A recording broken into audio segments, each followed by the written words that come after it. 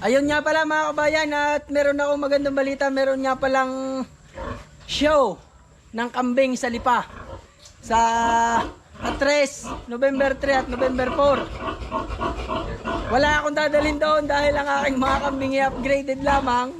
Iisa ho yung ating full blood dito. Pero pupunta ho ako doon para maibidyo ko yung mga magagandang kambing na dadalhin nila doon. Sana ay mabidyohan ko para mapanood nyo rin ho. So titingnan natin kung gaano kagaganda yung mga kambing na i-show nila. So yun, para ho sa akin, kung may magtatanong, ay maganda na nagkaroon ng gayon. Dahil nakita ko, nabasa ko rin naman, may pre-seminar ang mga magkakambing para marami ho tayong malaman. Tapos may show pa. So sa tingin ko, pagkatapos noon, sisikat na uli, masisikat pa ang mga kambing dito sa Batangas. So yun ho yung aking paniniwala. Ay kung hindi ho gayon yung inyo, ay di respetuhan na lang tayo. Basta ho yun ang aking paniniwala. Gayon lamang ho.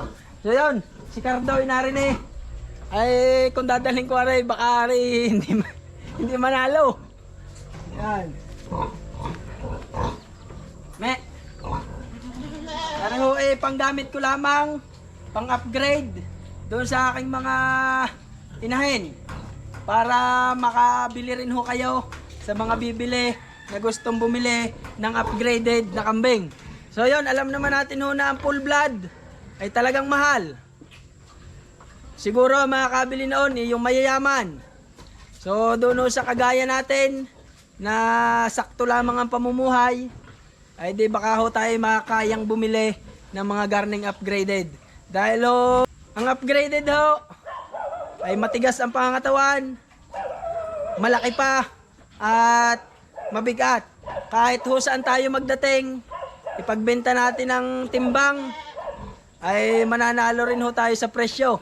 Ay kaysa naman ho full blood ang ating bibilhin, tapos ipagbibili ho natin sa timbangan, ay di gahoy lugi tayo.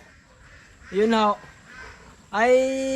Pero ako gusto ko ring magkaroon ng gusto ko ring mag-alaga ng full blood. Kung sakaling tayo papalarin na kumita ng maganda at makabili tayo ng full blood.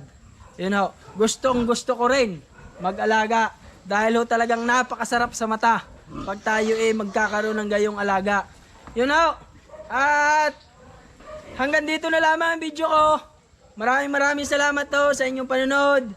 Marami hong nag-i-inquire sa akin na gustong bumili ng kambing. Ay unahan na lang ho kayo. Dahil gusto ko na din talaga mabenta yung aking kambing. Yung iba ho, dahil gusto kong magkaroon na ng pambili ng aking pakain, ng aking mga alagang baboy. Pinaiikot ko lamang. Dahil kung hindi ako makakapagbenta, di wala akong ibibili ng pakain ng baboy. Areho, yung aking ipinagbibiling dumalaga. Marami ho nag-i-inquire din ay kanya-kanyang tawaran. Ay di pag may nagustuhan akong presyo, ay mapapapunta ho sa inyo Areho triplets line. Triplets yung lahi niyan. Makikita nyo ho sa video.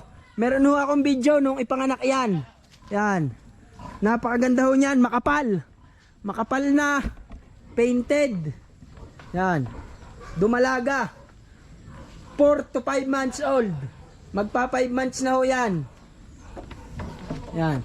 Tapos yung kapatid ho niyan na lalaki ay traditional, Yan ho ang ina. Yan. Upgraded na Anglo. Makikita nyo ho yung nung nanganak siya. Tapos nung ipanganak yung itong mga anak na ito. Yan. Napakaganda ho niyan. Pang-upgrade sa inyong mga alaga. Yan. Yan. Isang lalaki at isang babae. Yan. Marami pa ho ako din yung ipinagbibili. Mag-comment lamang kayo o mag-message sa akin. Yan.